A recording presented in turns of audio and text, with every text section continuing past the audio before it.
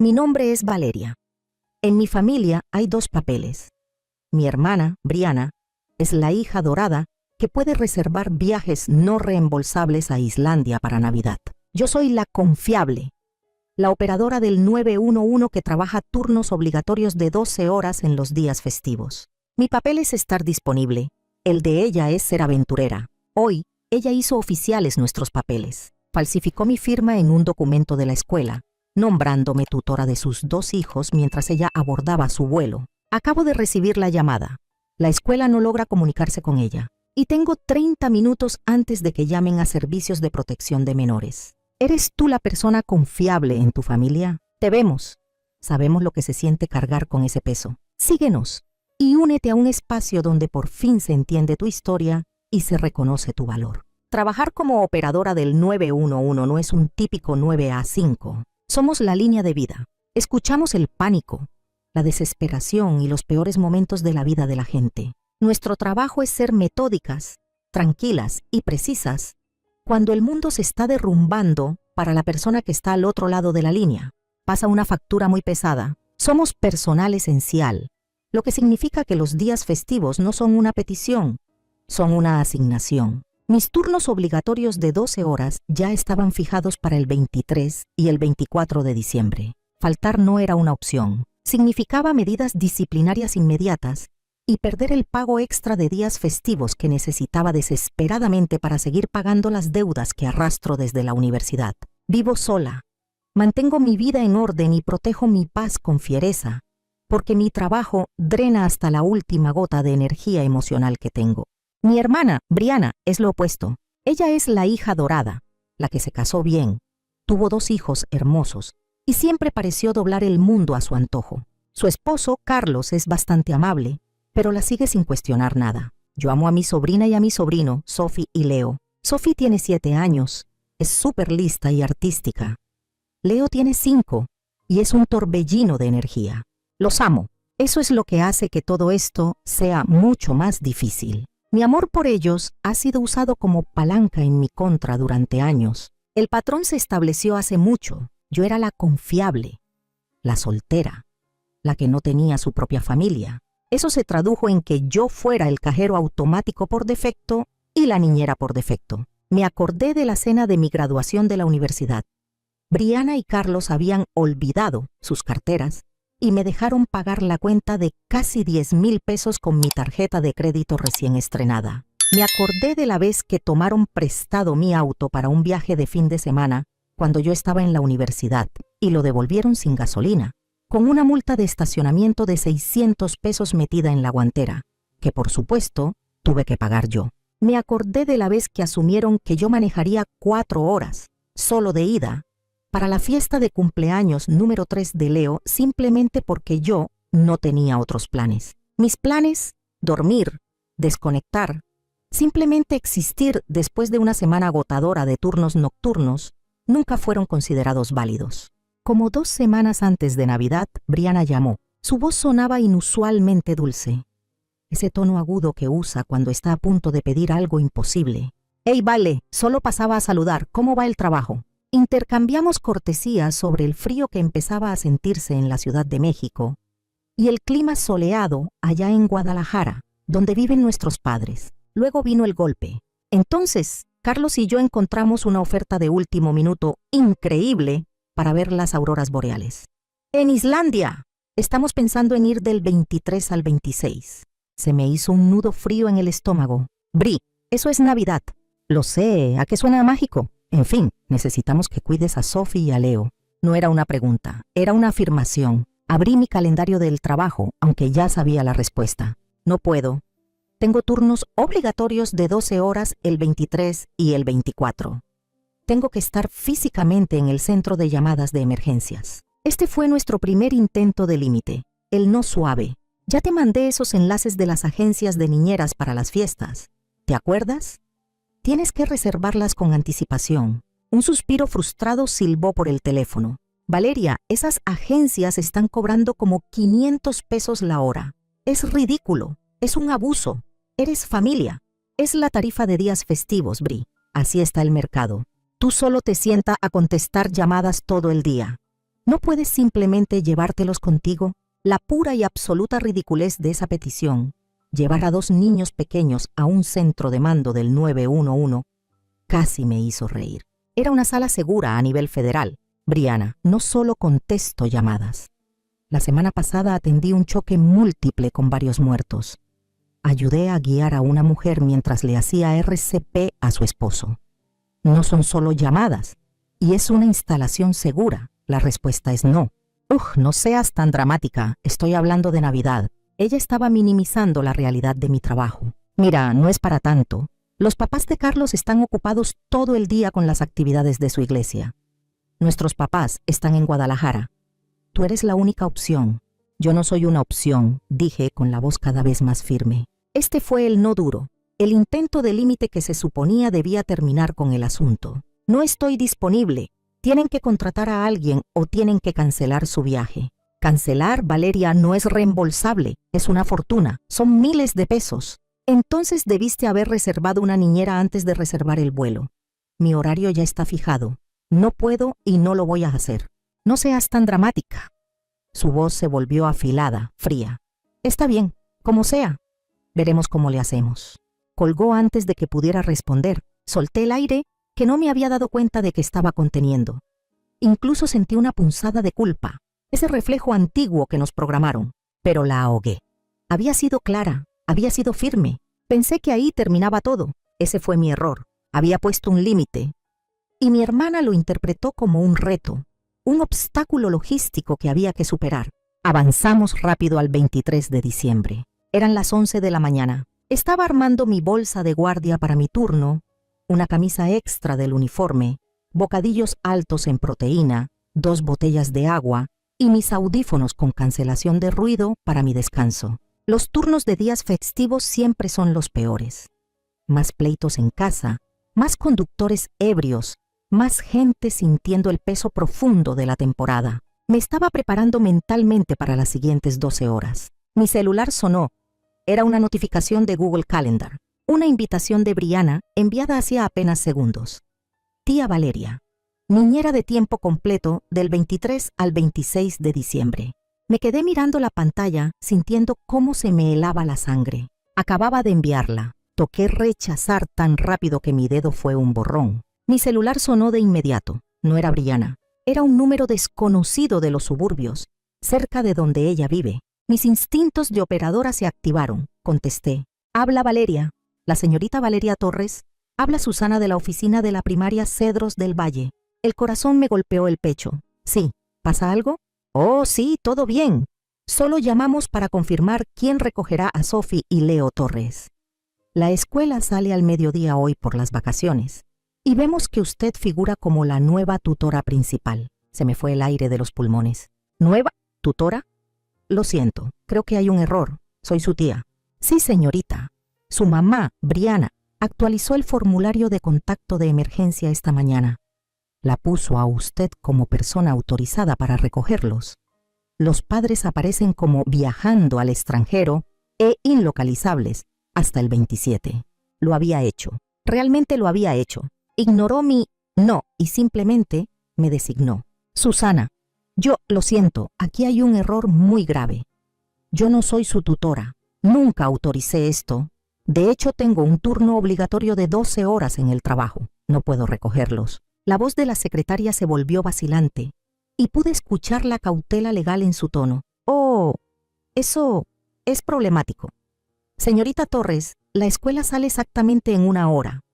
Hemos intentado localizar a la señora Torres, pero su teléfono manda directo al buzón de voz. Si no hay una persona autorizada aquí a las 12:30, tenemos que seguir el protocolo. Sabía lo que significaba protocolo. Cuando un niño se queda en la escuela sin que nadie autorizado venga a recogerlo, se considera abandono. La escuela está obligada por ley a llamar a servicios de protección de menores, algo así como el DIF. Mi hermana estaba poniendo a mi sobrina y a mi sobrino en esa situación. Mi mente empezó a correr. Miré el reloj. 11:05. Manejar desde mi departamento en la Ciudad de México hasta su escuela en el municipio del Estado de México era como de 40 minutos con buen tráfico, lo cual nunca estaba garantizado. Si salía en ese momento podría llegar a tiempo. Pero mi turno tenía que estar en mi consola, conectada y lista para el briefing, a la 1:45 de la tarde. Si los recogía, ¿a dónde los llevaría? No podía llevarlos a mi departamento y dejarlos solos por 12 horas.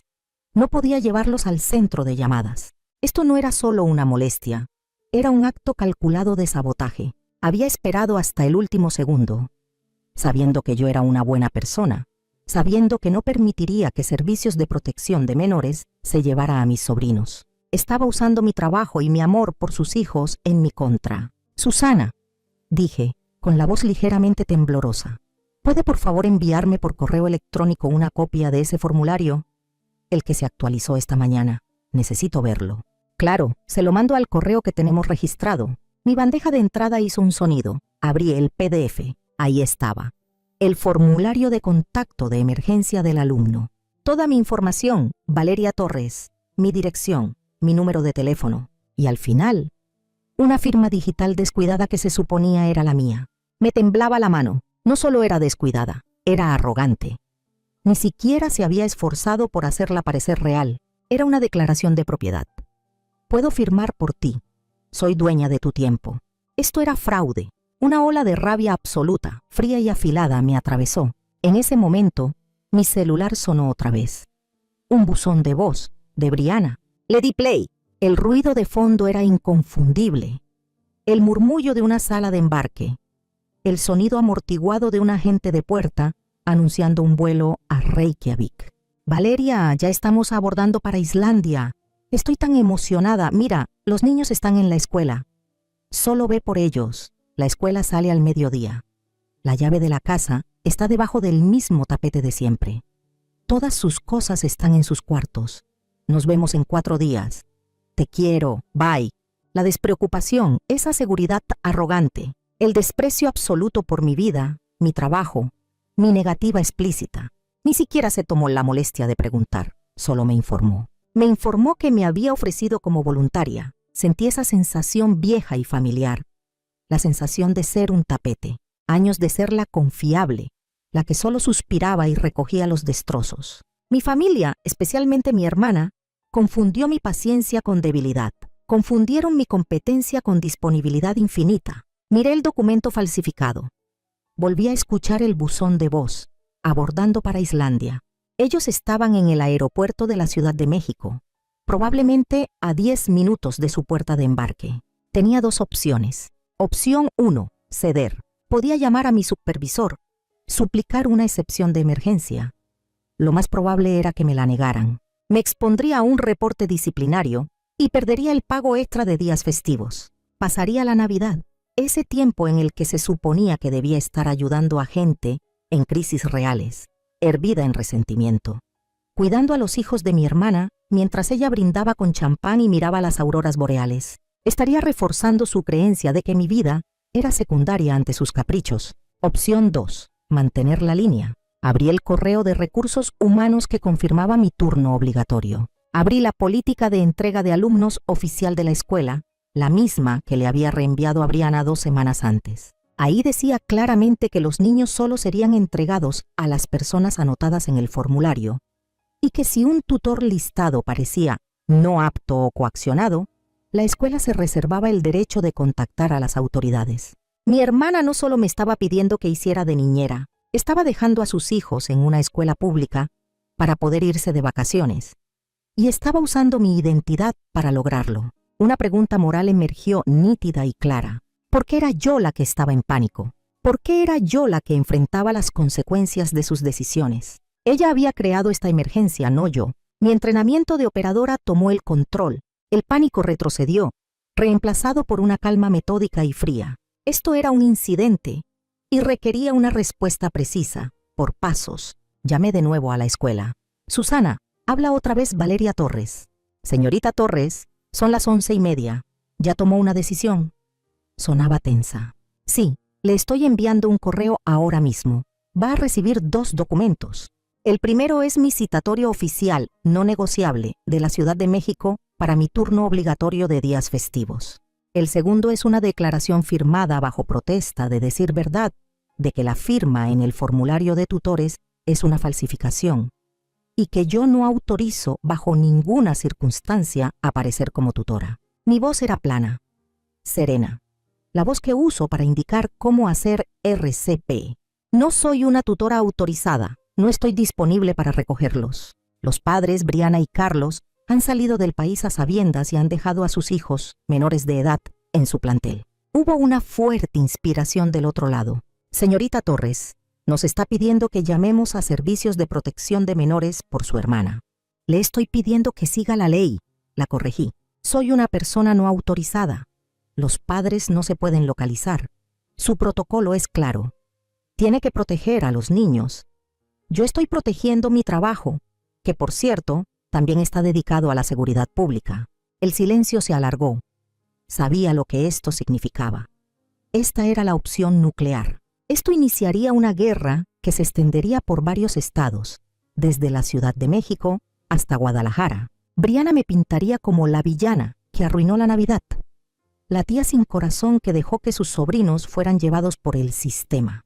Pero Sophie y Leo no estaban siendo tomados por el sistema, estaban siendo protegidos por él. Estaban sentados en la oficina de la escuela, confundidos y asustados, porque sus padres habían elegido unas vacaciones por encima de su seguridad.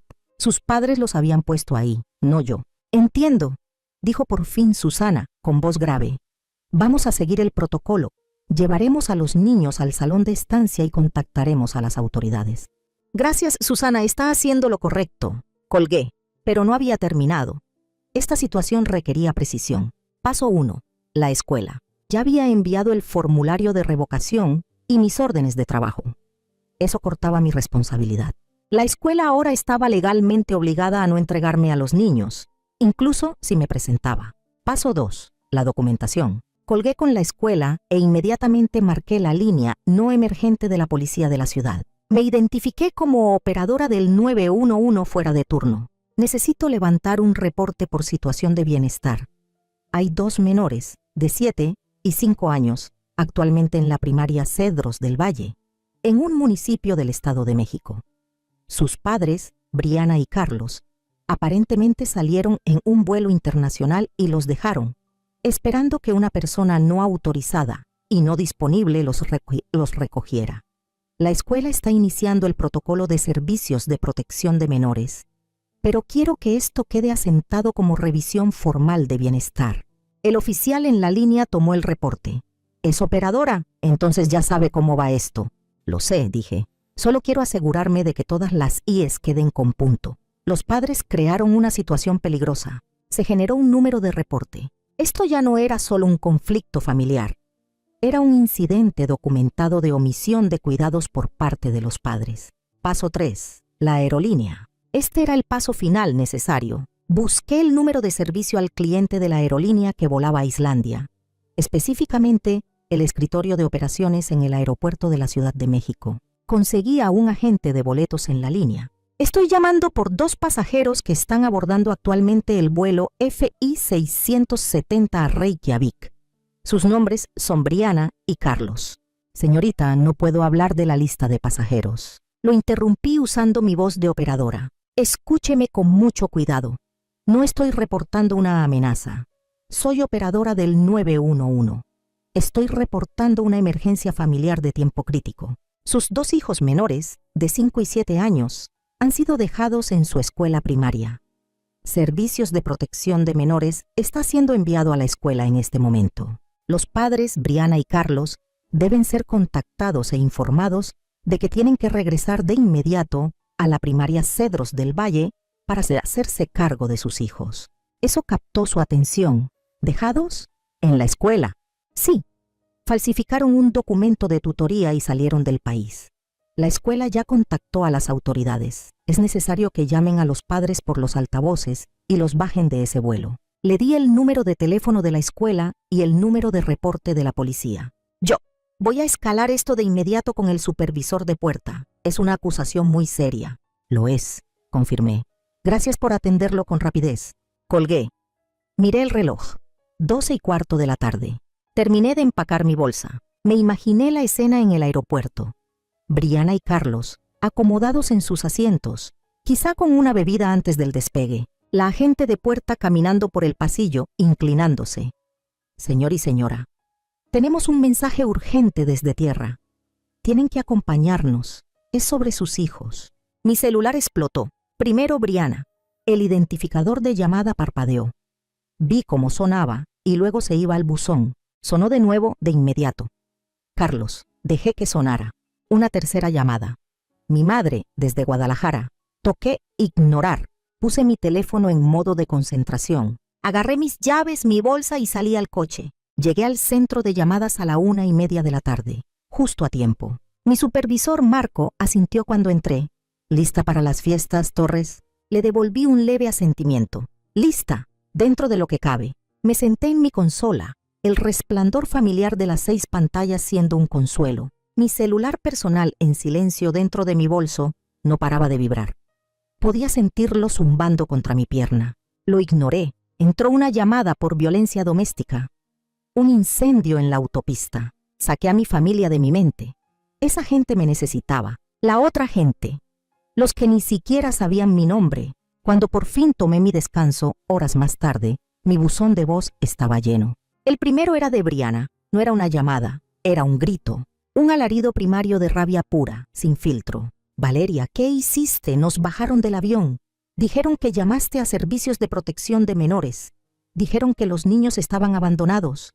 Arruinaste nuestras vacaciones. Arruinaste la Navidad. ¿Cómo pudiste hacernos esto? Tú, nunca te lo voy a perdonar. El segundo era de Carlos. Sonaba alterado, con la voz chillona. Valeria, llámanos. Estamos en la escuela. La policía está aquí. Servicios de protección de menores nos está entrevistando. No quieren soltarnos a los niños. Valeria, ¿qué hiciste? Esto es una pesadilla. El tercero era de mi madre. Su voz temblaba de decepción. Valeria, hija, tu hermana está muy molesta. Perdieron su vuelo a Islandia. Dice que solo hubo un pequeño malentendido con la hora de recoger a los niños. Y tú llamaste a la policía. ¿No podías simplemente ayudarlos? La familia se supone que se ayuda. No entiendo por qué fuiste tan cruel. Borré los 3 mensajes. Me enteré después, a través de la cadena de tías horrorizadas de lo que había pasado. Briana y Carlos fueron escoltados fuera del avión justo minutos antes de que cerraran la puerta de la cabina. Fueron recibidos por la policía del aeropuerto, que les informó que sus hijos estaban bajo el cuidado de servicios de protección de menores. Tuvieron que correr de regreso a la escuela, donde los entrevistaron por más de 2 horas una trabajadora social y un oficial de policía. La escuela, siguiendo el protocolo, solo devolvería a los niños a los padres después de que Servicios de Protección de Menores confirmara sus identidades y estuviera satisfecho de que, por el momento, los menores no corrían peligro inmediato. Para cuando recuperaron a sus hijos, su avión ya iba a la mitad del Atlántico. Todo su viaje de 4 días, no reembolsable, para perseguir las auroras boreales en Islandia, había desaparecido. La Navidad fue tranquila. Trabajé mi turno de 12 horas el 23. Atendí una carambola de 5 autos en la autopista, provocada por la lluvia y el pavimento resbaloso. Tomé una llamada silenciosa que, usando el protocolo de toca o manda mensaje, terminó en un arresto exitoso por violencia doméstica. Me fui a casa a las 3 de la madrugada, dormí el sueño de los exhaustos y desperté el día de Navidad.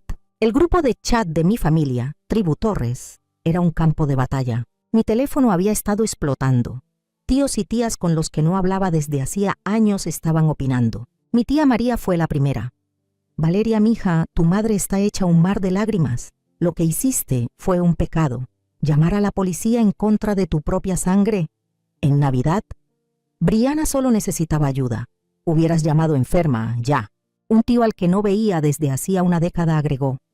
Esa es esa actitud fría tuya allá en la ciudad. Tan fría.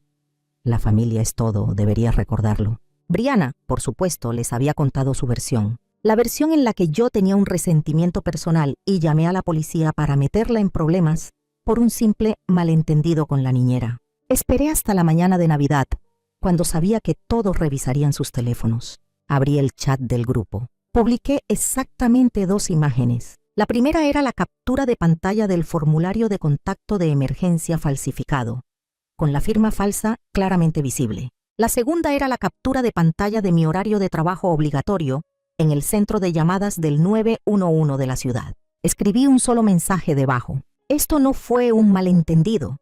Fue falsificación y abandono parental. Yo estaba en mi trabajo obligatorio. No voy a hablar más del tema. Feliz Navidad. El chat quedó completamente en silencio. Las acusaciones se detuvieron, en seco. La tía María nunca respondió. Una semana después, en Año Nuevo, llegó un sobre plano y pequeño a mi departamento. No tenía remitente, pero sabía de quién era. Dentro no había tarjeta, ni nota, solo un dibujo precioso de mi sobrina, Sophie. Era un monigote de mí, con un gran audífono, de pie junto a un árbol de Navidad lleno de luces.